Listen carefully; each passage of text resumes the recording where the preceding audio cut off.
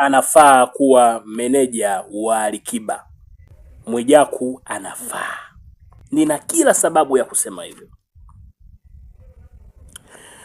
Mwijaku ana akili kubwa. Mwijaku anajituma bila kuchoka.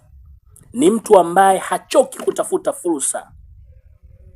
Na ni mtu ambaye anajua anachokifanya. Pia Mwijaku amekuwa na wewe King kwa muda mrefu bila kuchoka wala kukata tamaa. Mwijaku ana upendo wa dhati na wewe King. Sisi ni washauri wako King. Ikikupendeza, tunahisi Mwijaku ni chaguo sahihi kwako.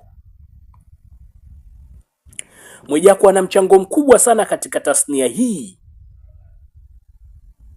kwa mtu mmoja mmoja na kwa ujumla.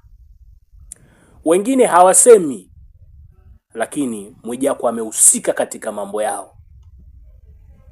Ni vile tu husuda, na Tanzania hii ni ya majungu, fitna, watu hawataki kuonyesha umuhimu wa mtu mpaka awe hayupo.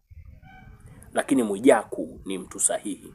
Kuna watu leo wana nyumba, wana magari, wana maisha mazuri, watoto zao wanasoma pazuri, wanajisaidia vizuri kabisa kwa sababu ya Mwijaku. King, Mwijaku anakufaa.